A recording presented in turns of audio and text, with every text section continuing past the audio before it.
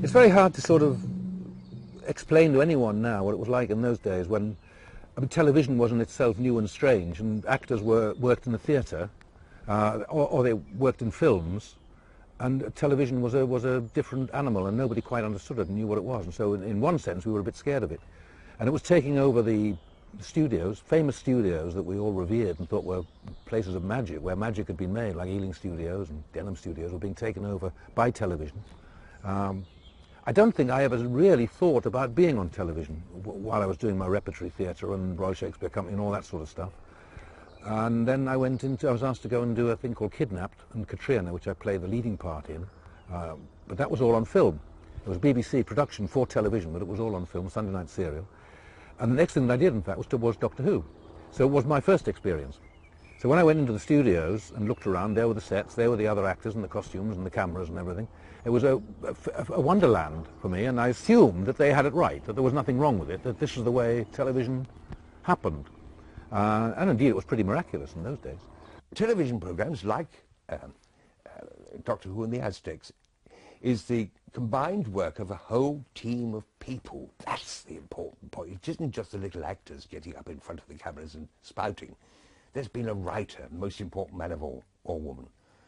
There's the director, there's the cameraman, there's the lighting fellas, there's the props, the wardrobe, makeup, as well as the actors. And it is this which makes the whole business quite exciting. But it was good doing it because you were on your nerves and you had... Well, that's right. And made acting seem a bit more feasible, watchable, you know. The outside rehearsals, for starting, you had a week's outside rehearsal for half-hour piece, didn't you? That's and right, then an hour for, 2 weeks rehearsal for an hour, and so on. And you'd rehearse the thing. For an hour-long piece, you'd have that an hour, 2 days in the studio, wouldn't you? Camera rehearsals, and by God, they were clever, those camera boys. They were absolutely terrific. And you ran the play as if it were a play. And the big difference was, of course, that everybody came out of the theatre then. The floor manager, the assistant floor manager, the director, the producer, everywhere. The scriptwriters had come out of the theatre. And so they had a different professional attitude towards putting on a show.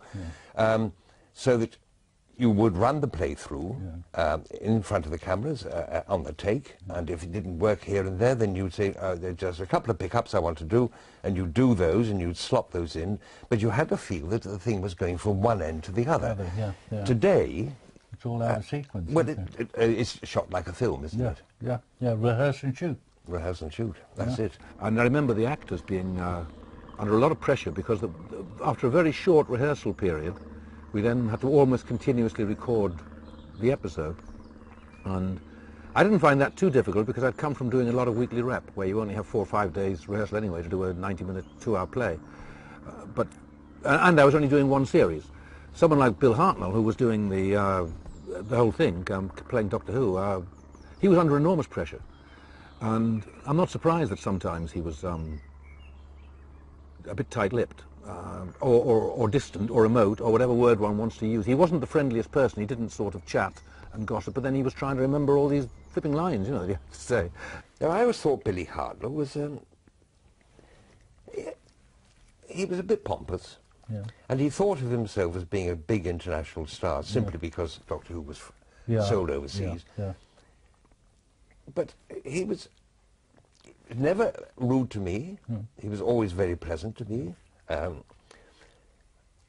I've heard that he was difficult. I never saw anything of it. I did the other one in Cornwall with him, and he wasn't difficult then.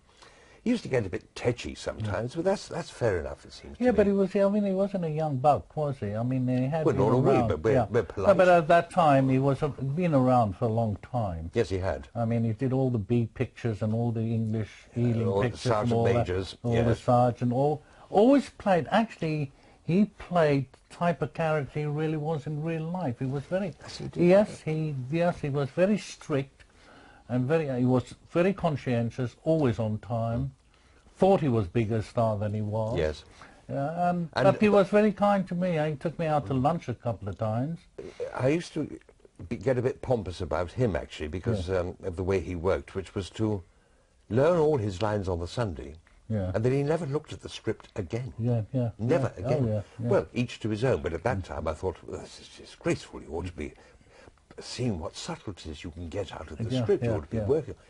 But he didn't. Yeah, it was very mono, wasn't it? Oh, very, and he had 3 or 4 expressions which he'd throw in now and again for consternation, bafflement, or enlightenment, and all those would flit across the face now and again, and you knew where you were. I mean, at least you could respond to that because you knew what was expected of you. But I've worked with other difficult people, so-called, and in my experience, it's because they want to get the thing right, and they get fed up with incompetence and fools doing something wrong. Yeah, he didn't suffer. Which is fair enough. No, he yeah, didn't. yeah. And that's fair enough, it seems to be, because he carries the show, for God's sake. Yeah.